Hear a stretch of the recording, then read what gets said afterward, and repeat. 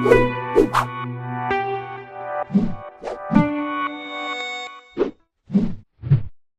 this lecture, I'll discuss a bit about creating or obtaining audio for your games. While I know most of you are not planning on becoming sound designers or composers, I know most of you will not have the resources to hire one while working on your games, and your games definitely need sound. Just like everything else, it's good to know enough that you can get by.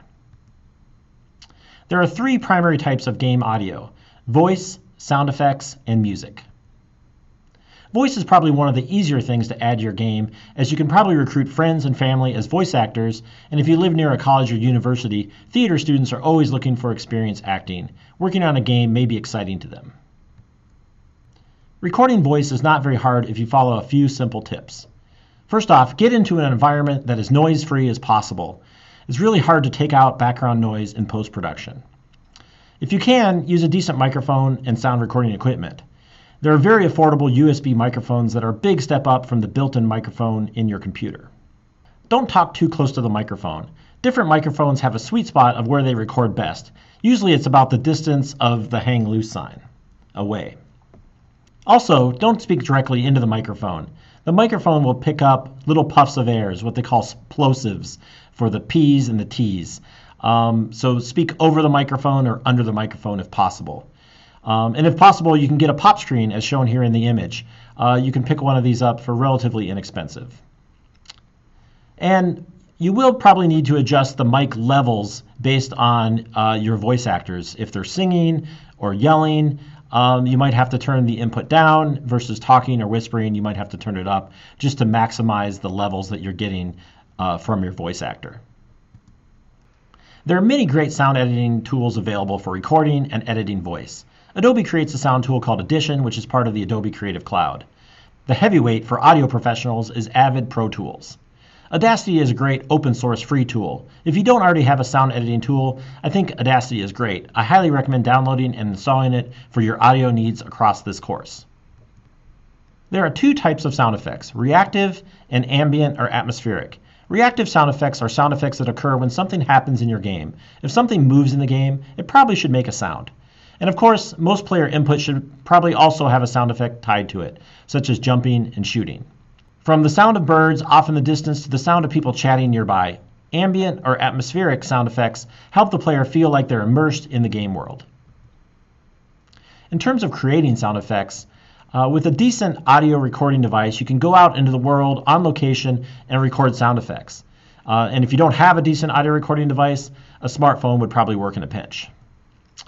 You can also do some quick Foley work on your own. It's really amazing what you can do with just your voice and a few everyday items. For example, if I was trying to create a punching sound, I could just grab a water bottle and you get the idea. In terms of finding sound effects, there are many great places to find royalty-free, Creative Commons licensed, and licensable sound effects. Here are just a few that I've found useful in the past. I've included a document with live links to these resources and more. Feel free to post what you found in the online discussion. Music is one of the best ways to add emotional impact to your games. Nearly all games should have some form of music. And music happens to be one of those things that beginner game developers often overlook as they build their games. So you should think about it early in the design process. Don't save it for the last thing that you do. You should also debate what style is most suitable for your game or the particular game scenario. And you should take inventory of what you need. Think about how many levels are in your game and other things that you might use music in, such as main menus, credit sequences, cutscenes, and so forth. Here are some common questions you should ask yourself as you think about music in your games. First off, will it loop or end naturally? If it loops, it needs to loop seamlessly. How often will the music change? You don't want to drive your player crazy with repetitive music on a tight loop. And where will the music be used? Music in the main menu probably doesn't have to compete with other sound effects, while music in the game probably is secondary to those other sound effects. In terms of creating music, there are many great tools out there. Some of them, such as GarageBand and Fruity Loops, are easy enough to use that you don't even need to be a musician to get reasonable results. The other option, of course, is to find a composer. One option that may work for you is to locate a student or a friend or a hobbyist composer looking for experience working on a game project. They may produce music for free or for a very reasonable price for this experience. Of course, music creation may be a bit far outside of your comfort zone, so you may just want to find music to use in your game. There are many great resources out there with royalty-free, Creative Commons, or licensable music. Here are just a few resources that I've found useful in the past. I've included a document with live links to these resources and more. In terms of using commercially produced music from your favorite band, just realize that you would need to seek a license to include that music within your game if you plan to distribute it. If you do not have a license for this music and you include it in your distributed game, you would be violating copyright law. So what's next? In the next lecture, we'll discuss the overall asset pipeline.